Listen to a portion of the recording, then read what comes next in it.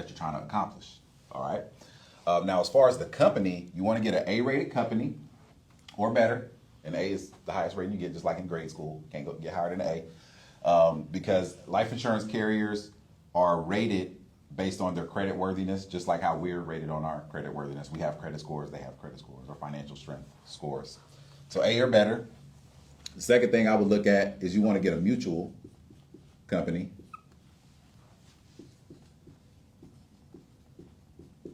You want to get a mutual company, not a stock-owned company.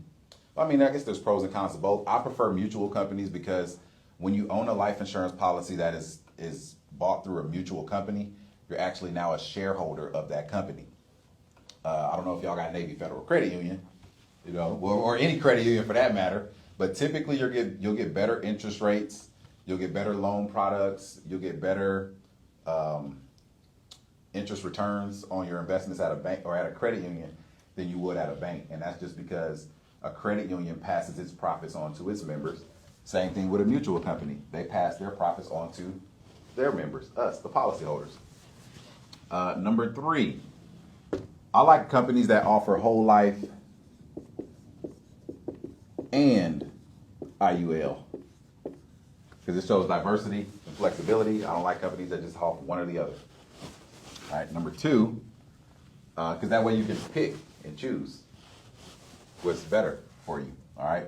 Another characteristic I would say is you want to look at loan features.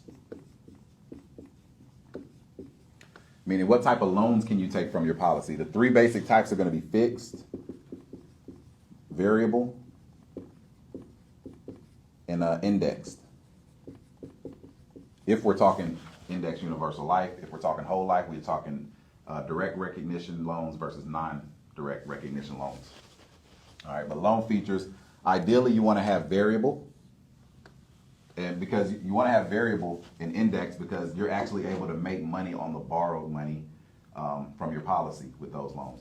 Whereas in a fixed loan, this is what's known as an interest-free, typically it's an interest-free loan or a wash loan, where you're basically charged anywhere from 0 to 1% interest per year on that loan. Whereas the variable loan, they're just going to charge you whatever the interest rate is at that point in time for the year. But the benefit here is whatever money that you borrow is still participating in the index. So you can still you basically can make money on the money that you borrowed when you have that feature. A lot of the contracts don't allow you to use the variable loan until year 3. Some companies allow you to do it in year 1. Now, again, there's a trade-off. Like if a company gives you the access to variable loans in year 1, then you might have a higher cost up front initially, right? Whereas a company that gives you access in year 3 might not have a higher cost. But at the same time, it's really case by case. So the route you should take, the policies you should pick is always going to be based on what it is that you're trying to accomplish, not just in the immediate, but also in the long term. So loan features. Another one here is guarantees. Like a minimum. What's my guaranteed minimum interest rate? 2%. Guaranteed minimum interest rate, you want that to be at least 2%. Some companies are at 1, but those companies that are at 1, sometimes they have a trade-off, but 2% is a pretty good guaranteed minimum. Guaranteed. Also, living benefits.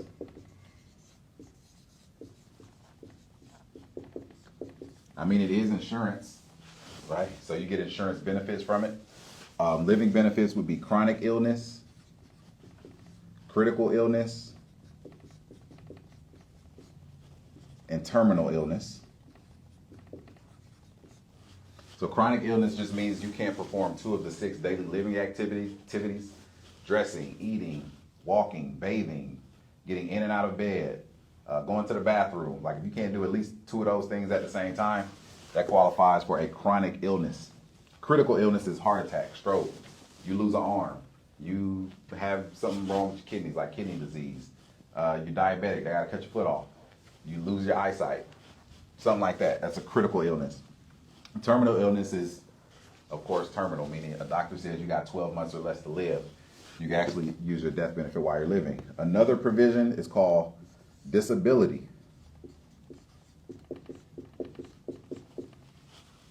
Disability just means you can't work. You can't perform your own occupation.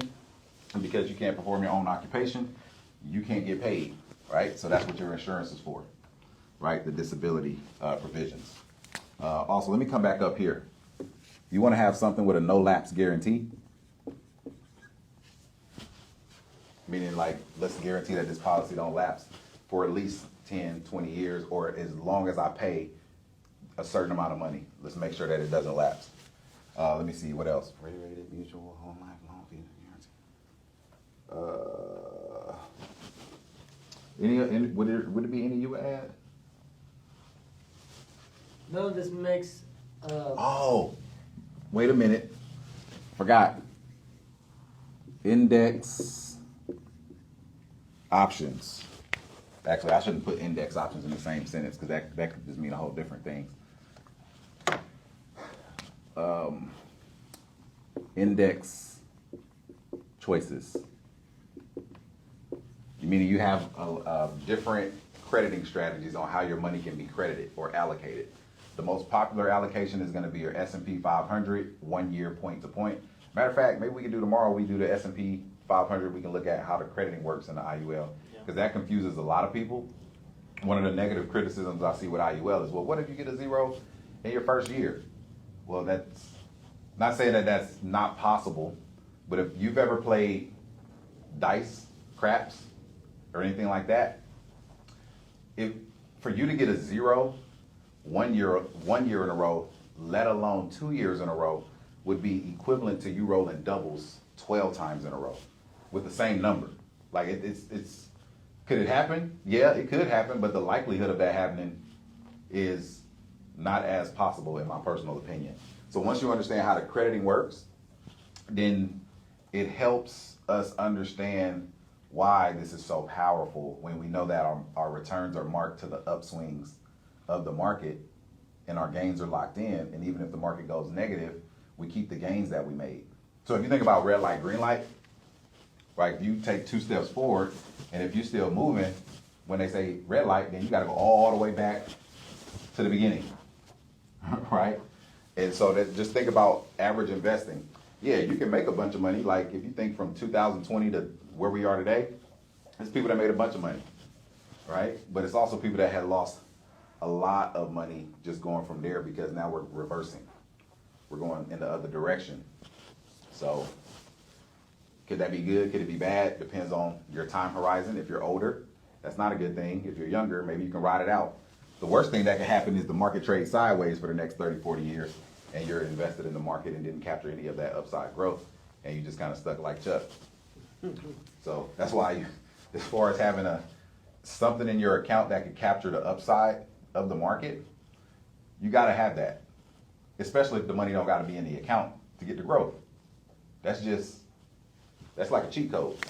That is a cheat code, if I would say. All right, but I think